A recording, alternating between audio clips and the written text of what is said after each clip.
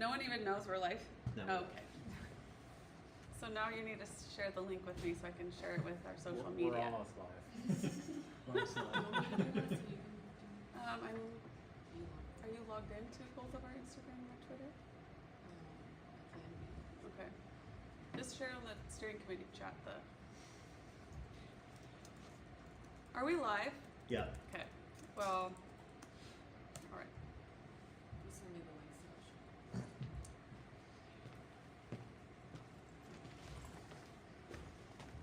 Okay.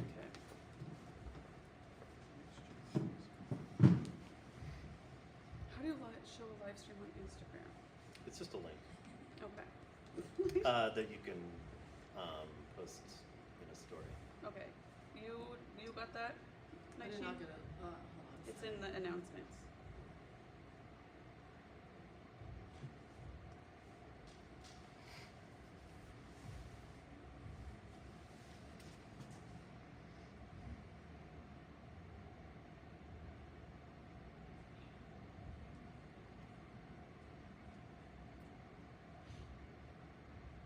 If people wanted to send me questions on YouTube, could they?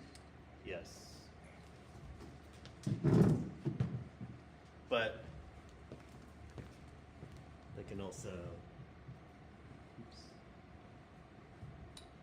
You know what? I can't do Twitter. Oh, okay, that's fine. I got it.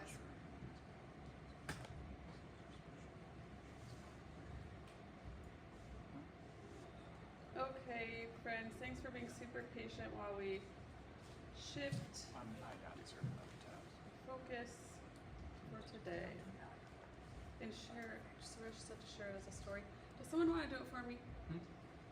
Make a story on our Instagram Okay. with the link. You should just be able to press and hold for paste. Do you know how to do that then? Yeah. Do you have Instagram? I've had it. Okay. Yeah. Hi everyone. Thanks for being here. We are live streaming now, so I understand if you don't want to share names or pronouns or how you're affiliated. But again, as I said, we're all here, even though Councilmember Wu was not able to make it after committing weeks ago to this event.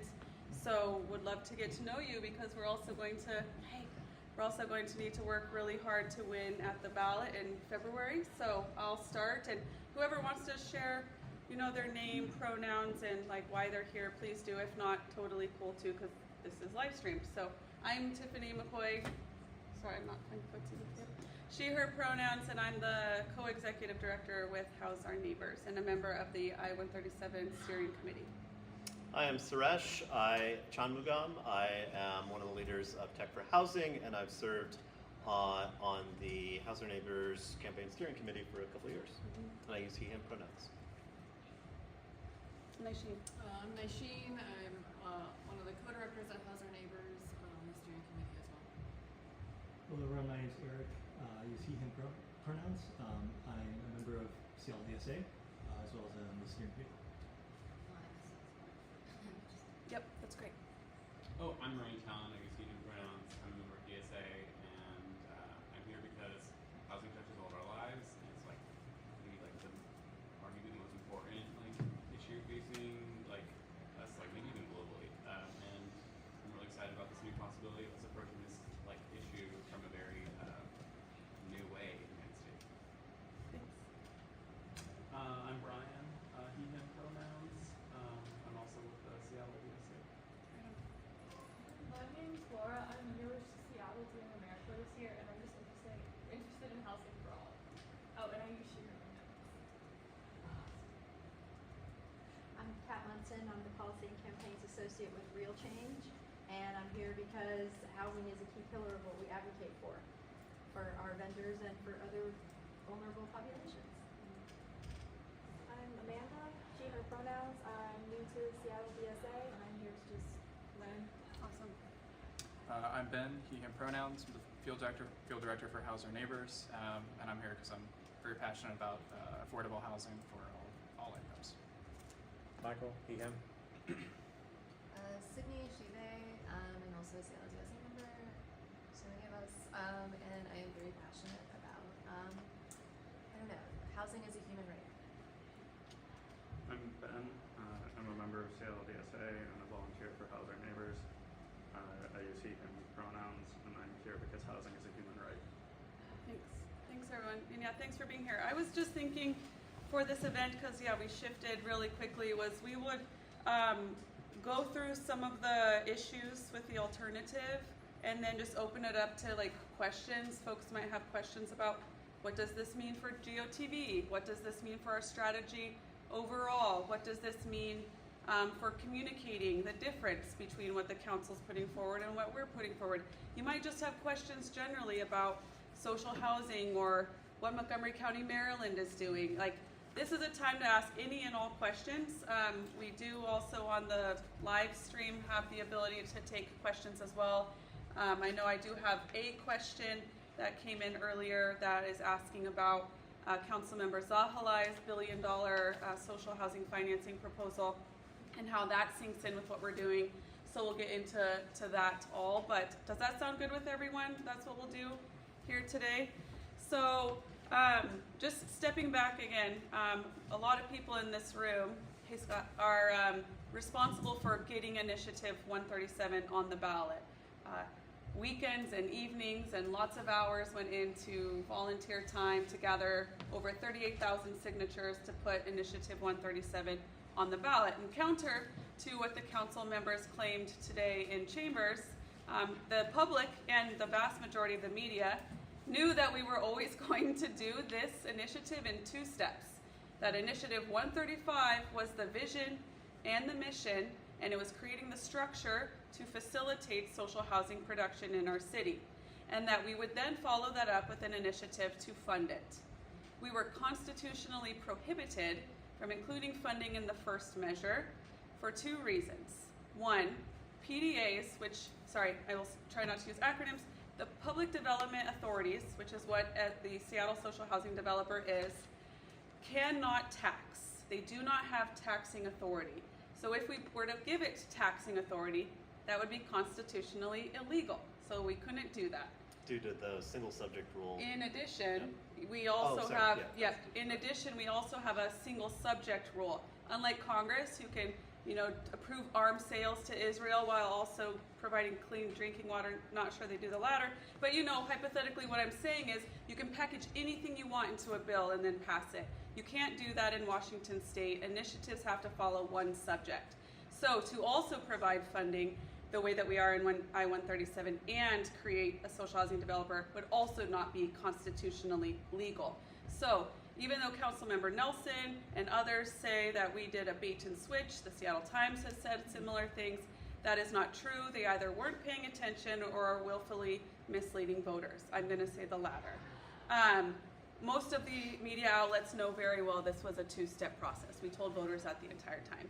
So, but we went forward with this. You all got that on the ballot. And we're now in day 43 of waiting for the council to act on the voter initiative that we got enough signatures for.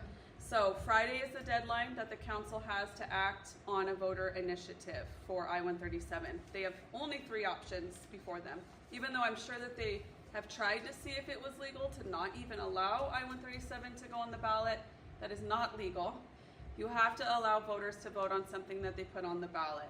So the 3 options before them are and were to pass Initiative 137 as is. Just create it as a law.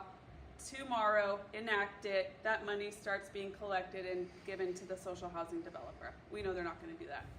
The second option is for them to just place I-137 on the ballot.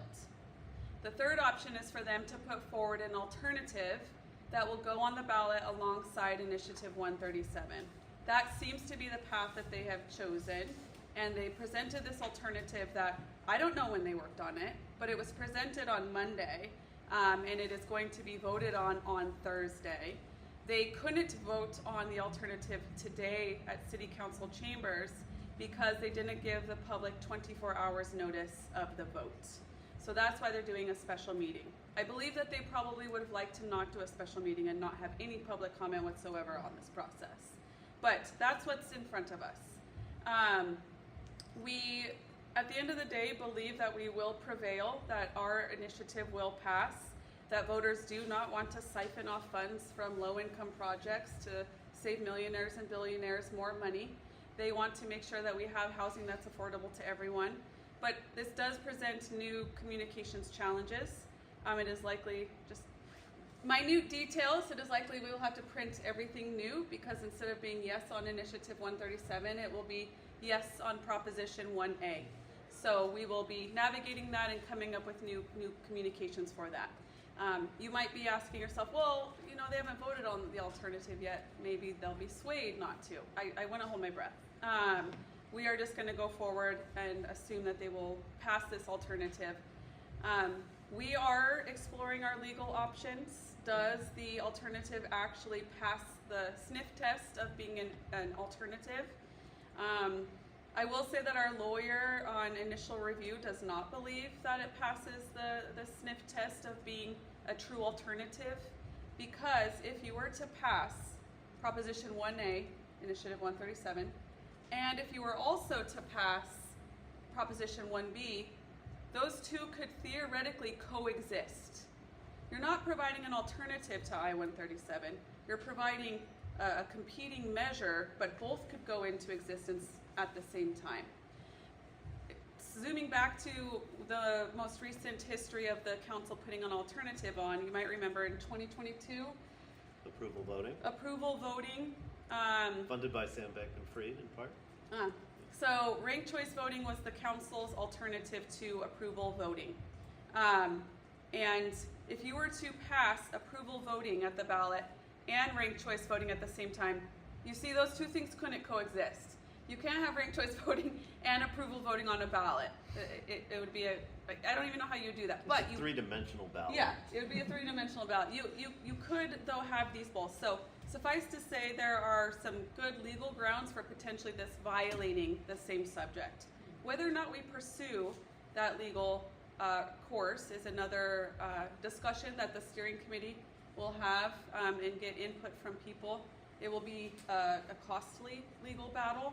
So I will also say that that will play into decisions simply because we are a grassroots movement. We are dependent on individuals and really mostly that. So we will just have to make all of these choices.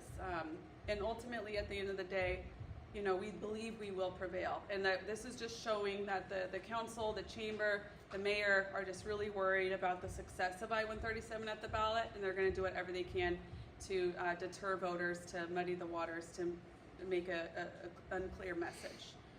So I'm just going to now just shift into the alternative, and I'm not going to go through all of it, but I do just want to flag a couple of concerns and also respond to a couple of misconceptions that the council put in today, and then we can open it up for a couple of questions.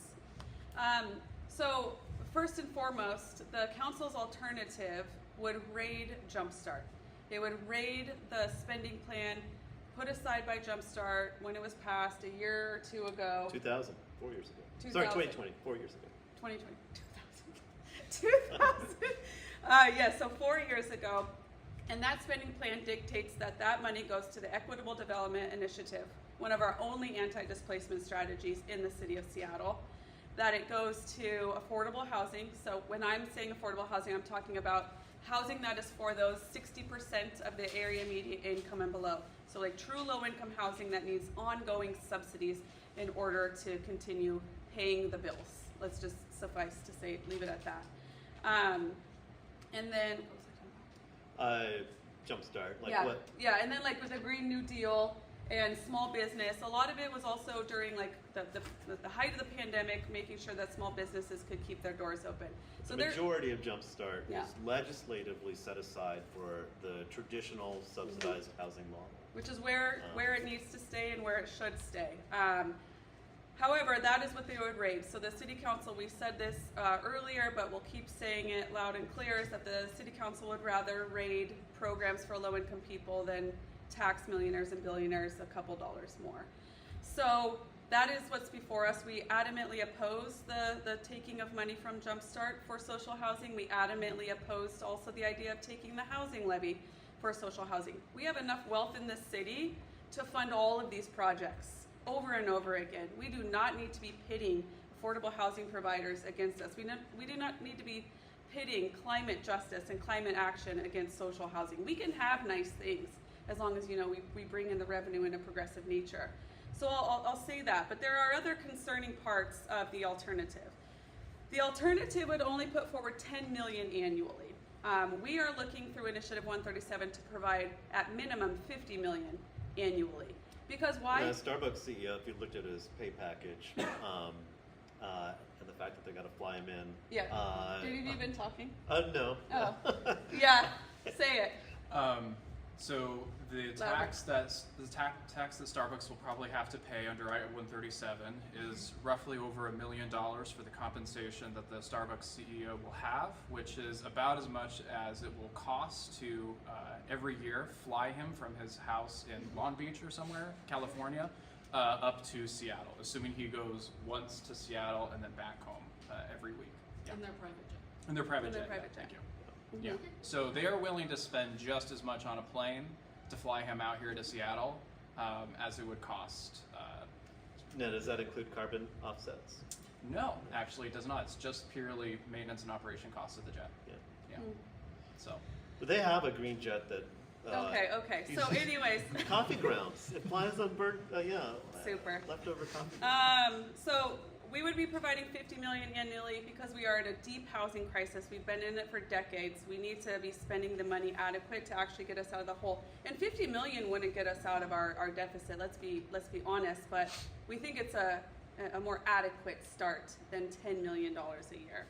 However, before those $10 million would even be available to the social housing developer, they would need to meet multiple requirements. They would need to have their CEO, check, they have a CEO. They would need a CFO, a Chief Financial Officer. They do not have a Chief Financial Officer yet, and financial controls. And financial controls is so wildly vague. I'm sure if we were to go around this room, every one of us would probably have a slightly different version of what a financial control is. So who knows what the definition of that is for the city. One of the reasons that the Seattle social housing developer has not hired a CFO or hired other staff, which is missing in the discussion on city council, is that the money that was set aside for the social housing developer last fall and required by voters in I-135. Yes, has not been released to the social housing developer yet. $850,000 that was allocated in the last budget has not made it to the bank account of the social housing developer, and we're 1 week away from starting this year's budget cycle. So, and a PDA cannot run on IOUs. It is racking up debt. The money that it got from our partners that fought for money at the state level has all been spent. Right when they got that money a couple of months ago, they immediately started the search process and the hiring of a CEO and getting those benefits started, and getting a website that's going to launch at the end of this month that has everything on there that you would want to know about the SSHD. So $10 million a year, all of these very restricted bureaucratic measures that would need to be met before they even can apply for the money. Second, and all of these are important, just because I'm going in a certain row, in a certain sequence doesn't mean any are less important, is this would cap the funding at 80% AMI and below, which you know from I-135 and social housing globally, you do not restrict income. Social housing is income blind. And what the council fails to recognize, understand, want to understand, is that cross-subsidization, which is the economic model that allows for social housing to multiply, is eviscerated when you take out that 80 to 120% of the area median income. People at the 50 to 80% area median income cannot cross-subsidize those at the 0 to 30% area median income. You need the middle class to do that. You need working people to do that. You need the educators, the firefighters, the nurses, the bus drivers that are in that 80 to 120 willing and able to subsidize the lower. So doing it at 80% and below, and they're touting this as like, let's do a pilot first. You are not allowing a pilot to even be realized when you are taking away the method of cross-subsidization from the outset. I'll add they're out of touch with what the needs of most Seattleites are. Most of them spend more time hanging out with the leaders of the Seattle Chamber of Commerce than they do with teachers and nurses and firefighters and electricians and plumbers. They don't understand that you can be a teacher and lose half of your paycheck to your rent, and that people earning 80 to 120% of the area median income are actually rent burdened or struggling. They just are completely divorced from the struggles that most Seattleites have with our housing crisis. Yeah, and the growing, like we know this term rent burdened is when you're paying more than 30% of your income in rent. We know that that is most predominant at the lower income spectrum, but it is still significant at the middle income spectrum, the working class spectrum. So people are every year becoming more and more rent burdened. There was a study that just came out about like 50% of the US population is rent burdened. So this is not going away, and this isn't going to go away by just investing in low income housing. We need both. And I think I saw this from a House Our Neighbors tweet, but in Seattle, which is a very wealthy city, there's something like 10,000 families in the 80 to 120% area median income range who are rent burdened, who are spending too much on their housing costs and thus are giving up on other things like healthcare and education and childcare and saving for retirement and other essential needs because their housing costs are so high. Yep. I think one other thing from the alternative that I'll highlight, and then I'll go into countering some of what the council said today, is another thing. So in Initiative 137, we put in a cap, a 5% administrative cost cap. And that is on, and I'm forgetting the city department that we have taking the money and then also distributing the funds to Seattle Social Housing Developer. The Revenue Forecasting Office. It's the same city department that administers the Jumpstart tax currently. We set a 5% tax on the administration of the social housing payroll tax. And that is at the tune of $2 million, so that, you know, this city department isn't starting to offset their staffing costs onto this tax instead of being able to cover that through the general fund or other means. What the city council did was put the same administrative barrier on what the Seattle Social Housing Developer can receive. So the Seattle Social Housing Developer would only be able to receive annually $500,000 in admin cost coverage. That's the CEO salary. That's the CFO salary. That's any staff salary. That's office space. That's legal support. That's financial modeling. All of it. Imagine a housing developer that only has $500,000 allocated to it for its staffing. It is. There's all these ways that this is being, for lack of a better term, if someone has a suggestion, please do share.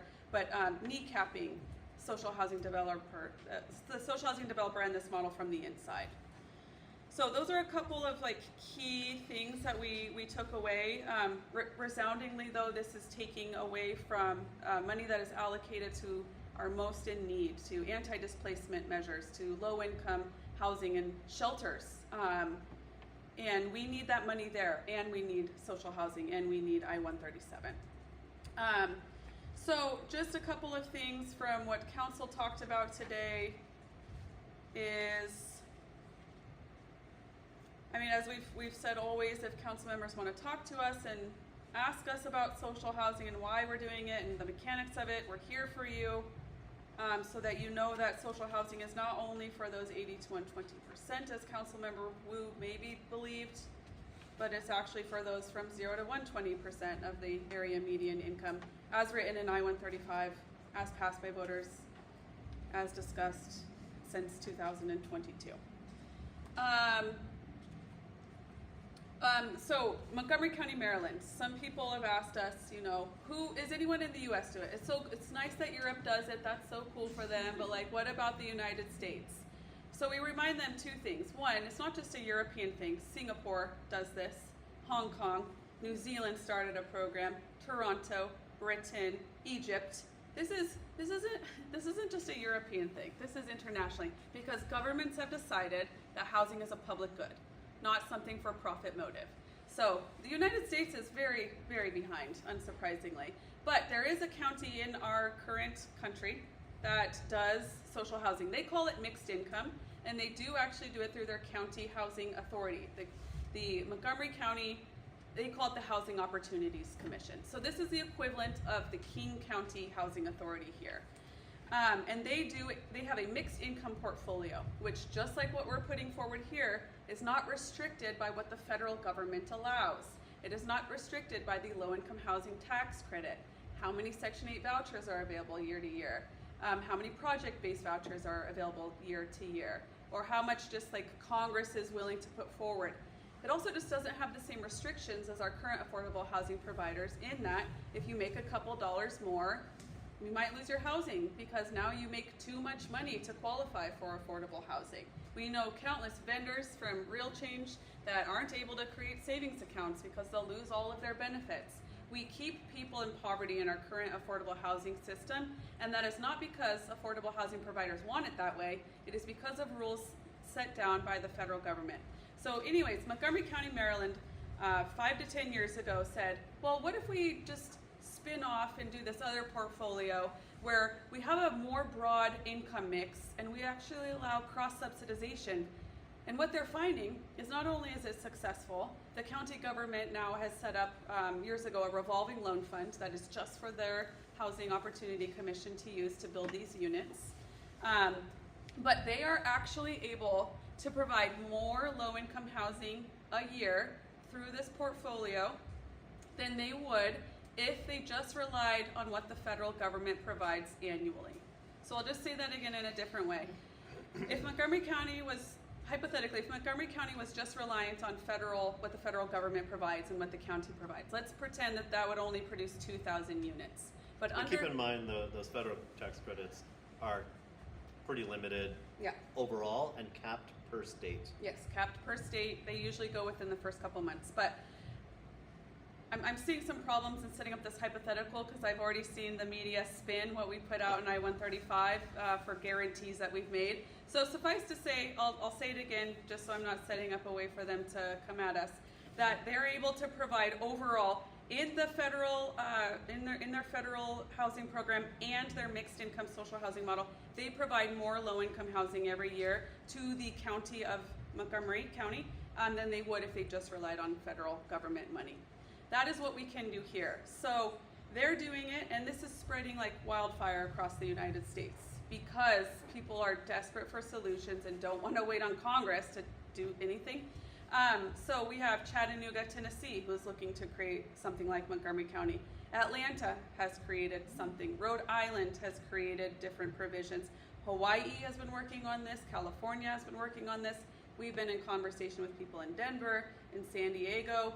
I don't know if I said Chicago, but I'll say Chicago again. It looks like Chicago will actually do what we did and create its own developer and then fund it. So this is not radical. What's radical is to continue allowing people to be unhoused and displaced and priced out of our city. That's what's radical. But I just want to say that Councilmember Moore today claimed that it is done differently in Montgomery County. Unclear at all what that means. She didn't go into any details, and she said one reason is because it has more accountability. Yes, it has accountability. It is a public housing authority, and it has money that is given to it by the county. It's producing units because that's the mission and the purpose of housing developers. The Seattle Social Housing Developer would be no different. It just doesn't have the money to prove concept yet. The Seattle Social Housing Developer is accountable to its residents. Slightly more than half of its board of directors are actual residents of the housing. And as a PDA, it's also accountable to residents of Seattle who can sue if it fails to comply with what its charter is. Yep, and yeah, I'll leave it there. And then, so yeah, if Councilmember Moore, and we should press her, she's not going to answer us, but we should press her at the special meeting on Thursday at 2 p.m. at City Hall, where they will vote on this. But what's done differently, I have no idea what she's talking about. Councilmember Nelson, as I alluded to earlier, said that I-135 was an unfunded mandate. That's just a lie. We were very clear about our limitations and that we would follow it up. If anything, they should be patting us on the back for having integrity and following up I-135 with a funding measure, which is what we said we were going to do. But I don't really have any expectations.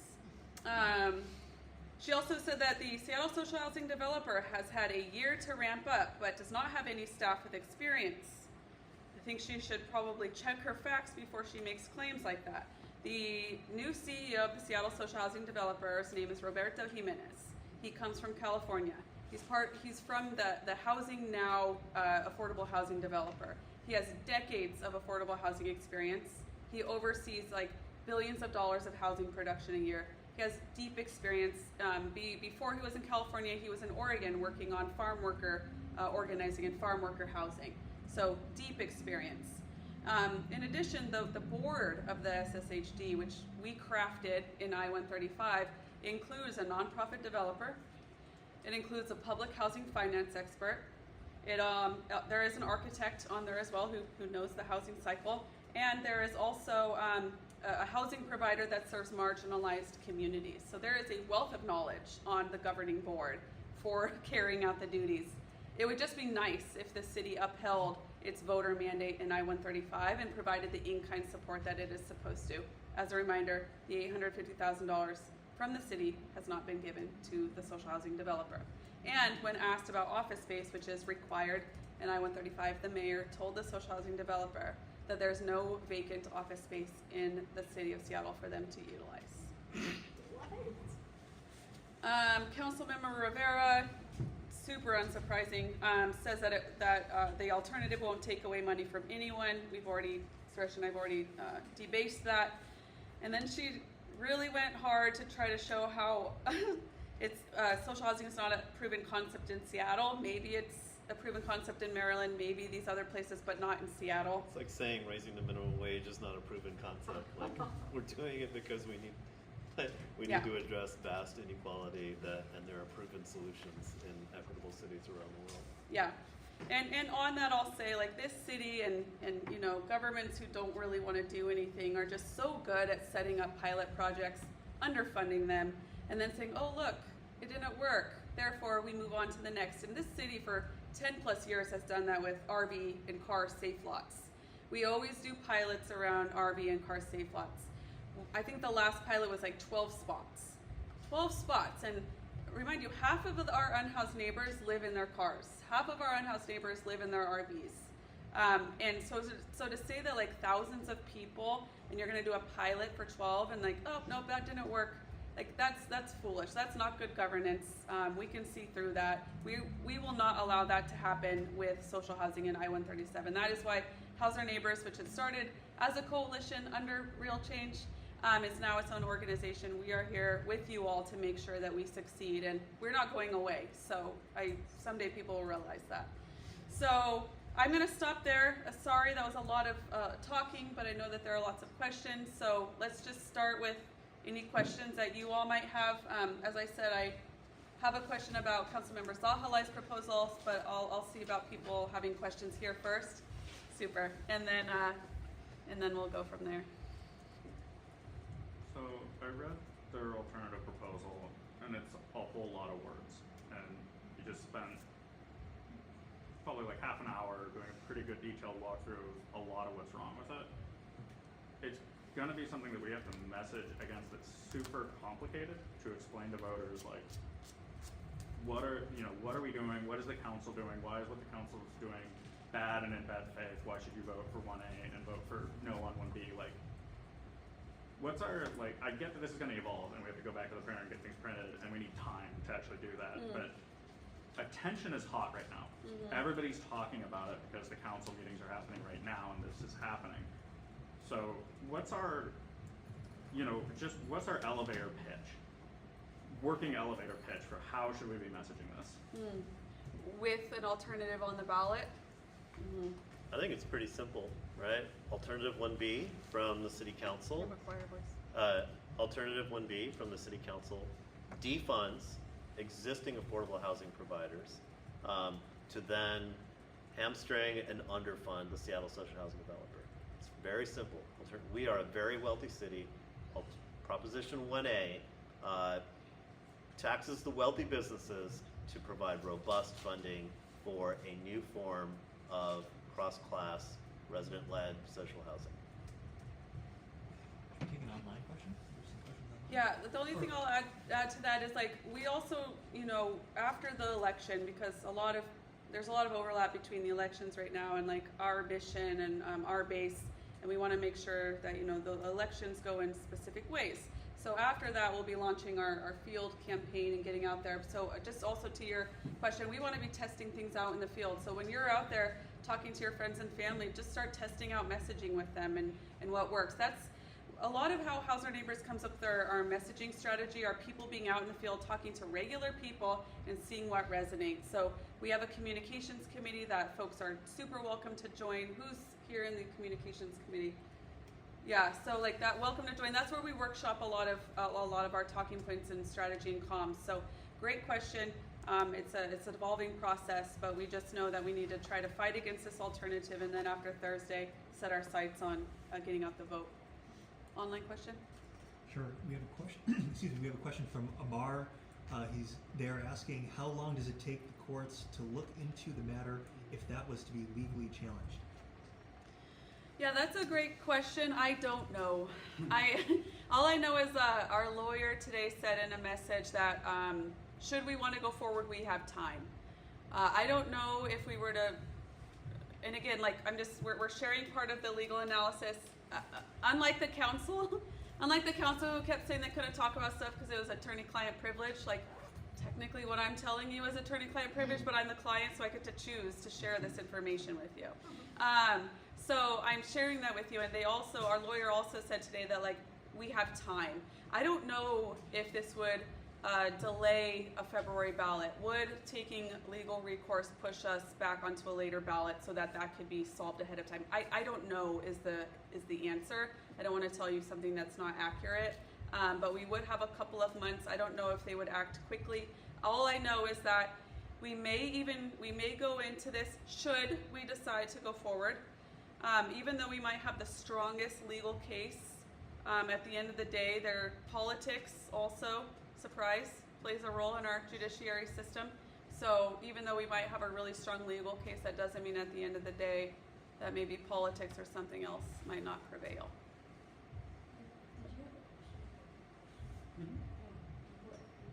Oh, yeah, or whatever. Go ahead. Yeah, let's go to. Okay.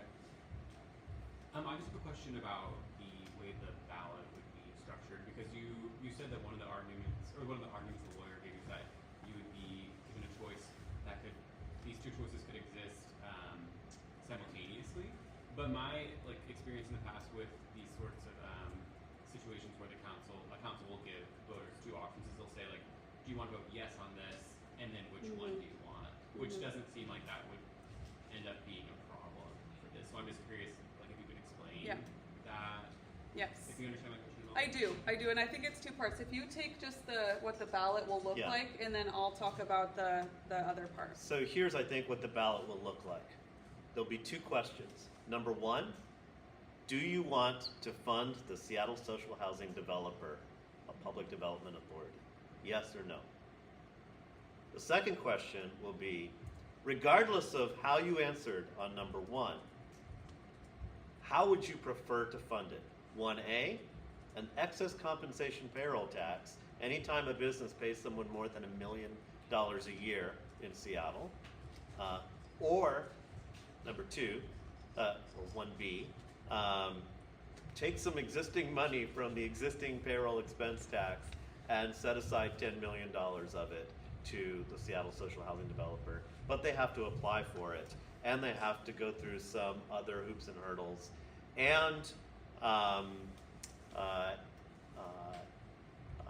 And they can only use that money to serve families earning less than 80% of the area median income. So that's what people will see, two options on the ballot. And this is a ballot that will also have two education levies. They're both levies? I believe so. Don't quote us on that. There will be an education levy and then an education something else. So there will be, and also I believe we know that our friends in Raise the Wage Burien will more than likely also be on the February ballot, and then also Kent for districts just filed their initiative too, so they may be on the February ballot as well. So it will be multiple things on the ballot. But what you're getting at too with your question is well, how would they both be able to coexist? Is that your question because of this? And that's not where it is. It's the question of the council for that third option we talked about all the way back. Before, what are its options with Initiative 137? It can put on an alternative. That alternative needs to be the same subject.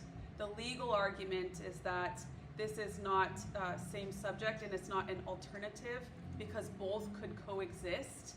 You're not providing something where you can't have one without the other. Whereas like my example with ranked choice voting and approval voting, you can't have two different ways of having people vote on their ballot. You need just one.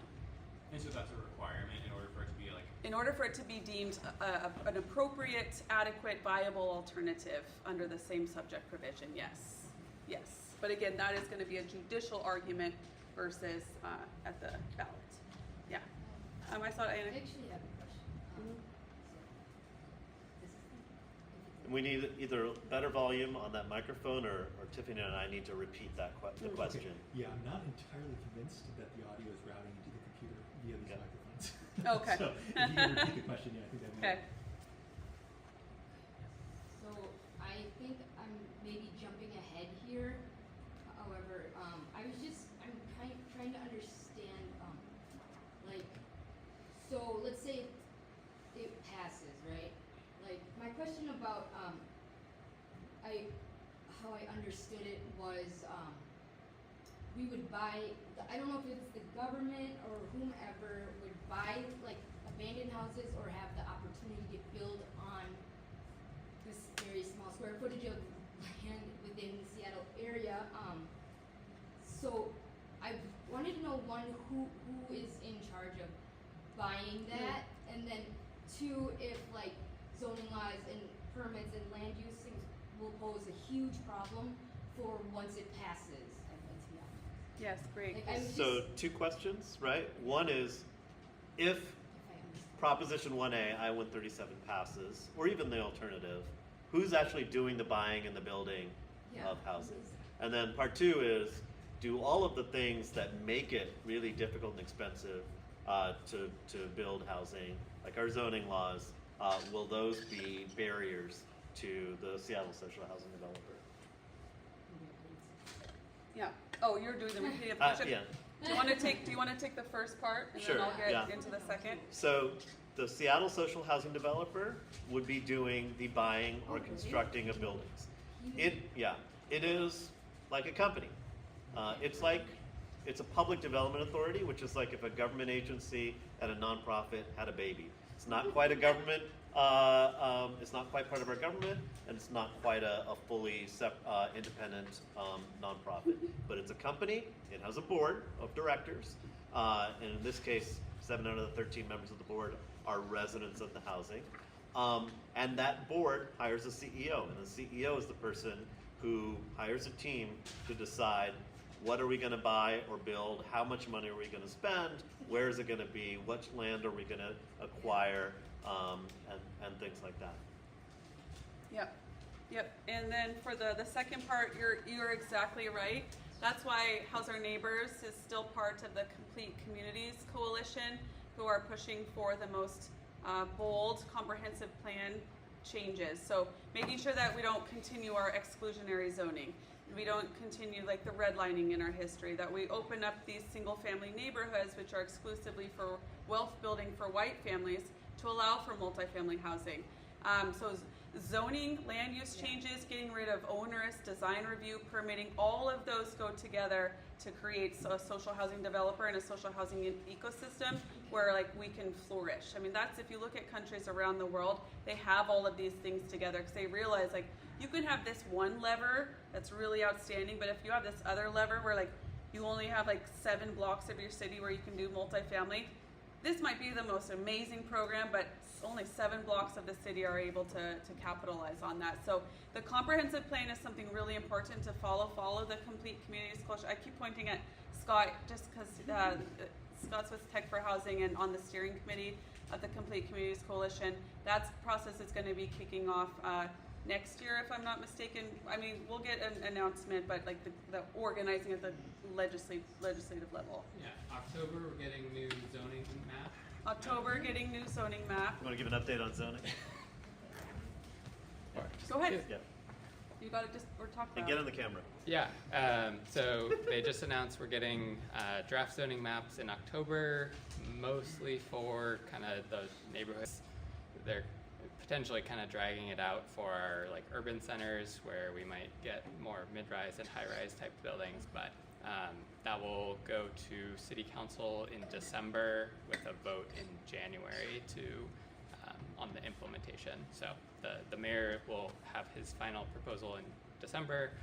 City council can amend that up to the maximum of what was included in the environmental impact study. So there's some constraints on what council can do, but they can definitely push it a little bit further depending on what the mayor proposes. Yep. Thank you, Scott. Thanks for letting us call you up here. Thank you. We have an online question. Okay. This is from Travis. Travis says, sorry if you already answered this, but do you know what the nebulous, quote, legal issues, unquote, around I-137, Bob Kettle, and others have mentioned? Don't. They did not decide to disclose their attorney-client privilege as the client.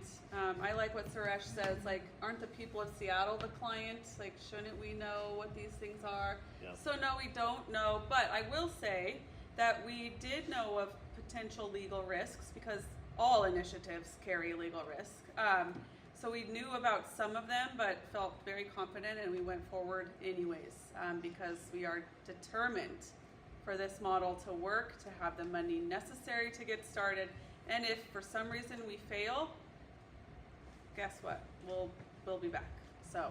I want to note, like, Hauser Neighbors has done its research. It's been working on this for many years, right? You don't send hundreds of volunteers out into the rain to collect signatures for a voter initiative without having paid a lawyer to write an initiative that would withstand legal scrutiny and lawsuits. You don't spend the contributions that people have made to the Hauser Neighbors campaign without doing your due diligence. And yes, with any voter initiative, there are legal risks, and we're trying to do something new here. But yeah, I think Councilmember Kettle's concerns are disingenuous. If he truly believed that there were legal risks to the city to putting this on the ballot and having it passed, he would have talked about those openly, and he would have just voted to put it on the ballot and let it get sued off the ballot, which has happened very recently. A voter initiative, Compassion Seattle, was thrown off the ballot within, I think, a few weeks of the city council putting it on the ballot. I think he and his colleagues, who were all elected with significant financial support from big businesses, were looking for ways to stop this initiative because it rolls back the partly the billions of dollars in tax breaks we give to big businesses here operating in a city with a deeply regressive tax system. And also claiming legal reasons, as I'll remind you, is the reason that we're not on the November ballot. Yeah. We had an ample time to be on the November ballot, and they punted it the day of, even though the day before at council briefing, no one raised legal issues, no one raised legal concerns, no one said they needed more questions. They were set to vote on it. They limited public comment on soda and soap under the auspice of needing time to pass I-137 by the 4:30 deadline set by King County elections. They knew going into that they were lying to the public. They knew they were limiting public comment, trying to pit, again, I-137 against other community important needs. And I think that council meeting got shut down for a bit, but yeah, so we also weren't on the November ballot because of that. I saw Kat, and then Laura, and then Go ahead. Scott. I don't have anything. Oh, So I actually have a couple of questions. The first one was building on your question about zoning and reducing bureaucracy and red tape. building on the question of zoning, Yeah, reducing building on red the- tape. Yep. Right, like building on her question about how that would work, because I was curious, the Connected Communities legislation was voted down by council. Is this even on? Yes, the Councilmember I'll repeat back. Councilmember Morales' Connected Communities pilot was voted down by the council. Correct. And that contained a lot of the elements that we're talking about when it comes to implementation of like reducing red tape and loosening zoning laws, changing the height of ceilings, reducing parking spaces, Yes. putting child care centers on the, so is that gonna be a roadblock for implementation? Like, will the council be a roadblock there if they already voted down basically those elements? Yeah. Let me just summarize your question back to you, just for the listeners. So yes, the question is around how the city council already voted down Councilmember Morales's Connected Communities pilot. That was a few months ago. The Connected Communities pilot would have allowed for height bonuses, density bonuses for affordable and social housing, would have allowed for just like more density overall, allowing for child care centers and community spaces on the bottom, loosening some zoning, some restrictions, maybe design review too, I don't remember. But yeah, that got voted down for, reasons. Like 7-2 or something? Yeah, so yes, that would have been incredibly helpful. We were very supportive of that. It would have also given those bonuses to the social housing developer where, all of the laws in the city right now don't also for affordable housing apply to social housing. So we need to make sure that that happens. But yes, that was voted down. Yes, that has massive implications. Yes, that shows that even though land use is wonky and maybe boring and dry, that we all have a vested interest in getting involved in the comprehensive plan process so that we don't continue having neighborhoods like Laurelhurst and Magnolia that are gated off from the rest of the community, where we have schools closing potentially across our city. And when Fred Podesta was asked about the disparity between kids being born in Seattle, but then when they go to needing to enter kindergarten, there's a drop-off. Where do those people go? And the answer from Fred Podesta is, a lot of this is due to the housing crisis, the housing instability, housing costs. Families are moving out of the city when their kids enter school because we do not provide family-sized units that are affordable to families to be able to live and thrive in the city of Seattle. So the number of children living in King County decreased this past year. So yes, we are actively creating all of these conditions to even have the absurd discussion about potential school closures. So yes, all of these are interconnected.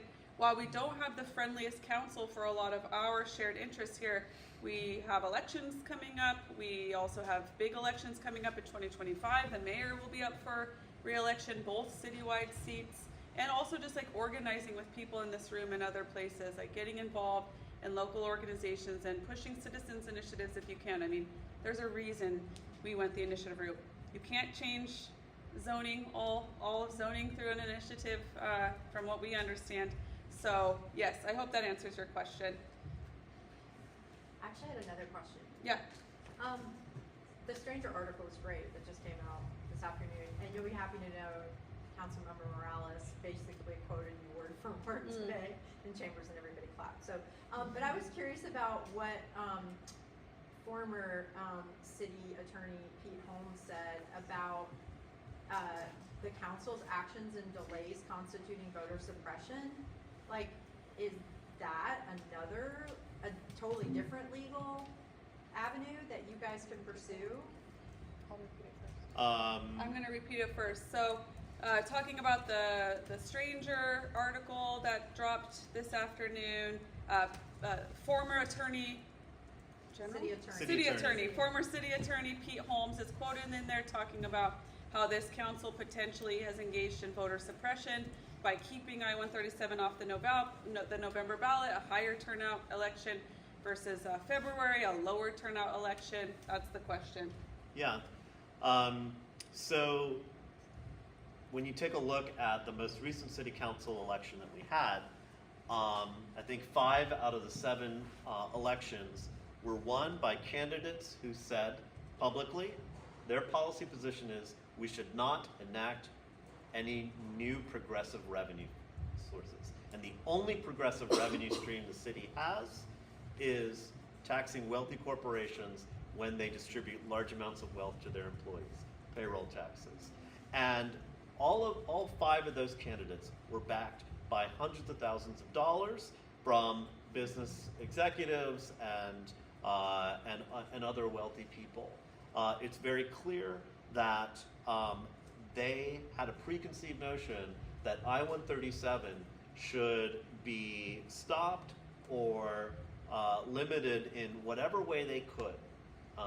And one of the best ways they could do that is by fabricating or exaggerating legal concerns about it to then delay action on it so it would not appear on the November ballot. Does anyone here know why they did not want I-137 to be on the November ballot, even if they had an alternative ready? Oh, it's like the voters. It's like a much more progressive. Yep. mix of So voters. one of the folks in the audience pointed out. So in our most recent city council election, which was in a low turnout, odd numbered year, I think voter turnout was something like 37%, 38%. Seattle, in a presidential election year, which is this November, voter turnout is something like 83%, 84%. And it's the progressive voters who are turning out at 2 to 3 times higher rates in a presidential general election. So it is likely what they were trying to do is deliberately, what Pete Holmes is alluding to, is deliberately stall so that I-137 would be on a very low turnout ballot. It's mostly older, wealthy homeowners like me who vote in those February elections, and fewer people who understand just how expensive it is to live in the city. So yeah, I think Pete Holmes is correct. I think he was also alluding to certain things like the city charter required the city council to treat acting on this voter initiative as their highest priority work, except for public safety and appropriations. Emergencies.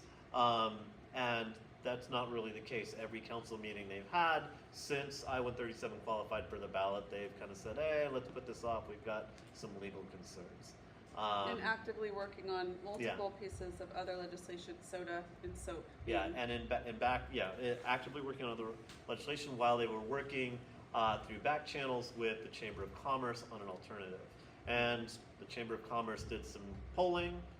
Some of you may have received that text polling on an alternative that they would have preferred. It would have been a property tax, an increase to our property taxes to fund not the social housing developer, but just the city's Office of Housing. And for various legal reasons, they realized that would not work. And then at the last minute, and also I'm sure the polling was terrible, who's going to vote to increase their property taxes when the alternative is tax the rich? And that's why they're scrambling at this last minute for this kind of haphazard, confused alternative that does its best to try and siphon off votes from I-137. Yes, Scott, I have this question, and then we'll take like one or two more, and then wrap up. So some critics might be concerned that taxing big businesses might send them, fleeing off to other parts of the county or the country. But Amazon just announced their 5-day return to office policy. Do you take that as a huge vote of confidence that Amazon believes in Seattle and they're not afraid to pay any social housing tax? So the question was, that some opponents would say that by targeting the businesses, the wealthiest, by targeting businesses, that could cause some of them to flee, to move to Bellevue, move to Renton, move elsewhere. That's a more favorable business climate. But Amazon just announced a new return to work policy starting in January, mandating people to be in the office 5 days a week. Is that a vote of confidence of Amazon signaling in the cities? Did I get that last part right? Yeah. So yes, saw that, have heard that opposition point. I sure hope it is. Like, we want to build a city where business is booming, but you can't have business booming if people can't afford to pay for your things. And if our whole notion of business booming is forcing workers to go to an office to spend their hard-earned dollars on lunch, I think that we need a new plan for how we're going to revitalize downtown Seattle. I think we need a new plan for how we're going to revitalize the business interest in our area. We need to be thinking much broader than that. And then what I'll say for if businesses leave, we don't know what businesses are going to do. We don't have a crystal ball. We know that they threaten these things. We know that they threaten capital flight. But at the end of the day, we need to stop prioritizing the greed of a few over the needs of the many. We need housing for all Seattleites, and we need to pay for it in a progressive way. And the greed of a few shouldn't be holding us back from social progress. I want to add something, which is, we do know what they will do because there is an existing payroll tax, Jumpstart. and it passed in 2020. And it was projected to bring in about 220 million in its first year, and every year it has brought in more revenue. Next year, I think it's projected to bring in more than $400 million. We have the fact check against the Chamber of Commerce talking point right in front of us. We have the data. Even though tech companies can go move jobs to Bellevue or some other barren suburban wasteland, they are choosing to spend more money compensating highly skilled, highly paid people in Seattle. They have the choice today to evade an existing payroll tax, and they're choosing to spend more money here. It is absolutely false. We have the data in front of us, at least 3 years of Jumpstart, that proves that that's wrong. At least one council member today cited that Jumpstart has outperformed. I would guess that's was Tammy Morales? No. Oh, wow. It was I think it's Rivera or Nelson. Nelson. Yeah. Yeah. Well, one of the council members even said how Jumpstart is outperforming. So, yes, exactly. I'll go to this audience question from earlier about Councilmember Zahalai's financing. So, if you haven't seen at the King County Council, Councilmember Girmay Zahalai has put forward an idea for a task force or a work group to create a billion with a B, $1 billion housing financing bond, which is incredible news. Like this would be a monumental investment in. He's calling it workforce housing. We call it social housing. You can call it whatever you want, just as long as you are also serving the broad income mix. And Councilmember Zahalai's proposal would allow for the housing at the 80 to 120% AMI, which we also prioritize in the Seattle Social Housing Developer. I do want to take the opportunity to clear up like one misconception that's out there. I-135, the Seattle Social Housing Developer, prioritizes incomes to 120, but if you make 125, that doesn't mean you're going to be kicked out of the housing. You might just pay a little bit more in rent, because we are hoping that people over the lifetime of their career make more money. That shouldn't come at the expense of their housing, their home, their community. So just want to say, like, while the priority is like the 80 to 120, that doesn't mean that there might not be higher income units to make the building pencil so that we can provide deeper affordability. So just something I want to clarify there. But Councilmember Zahalai is super exciting. Just want to be clear that he's proposing like a fund of money for people to be able to draw on King County Housing Authority and public developers.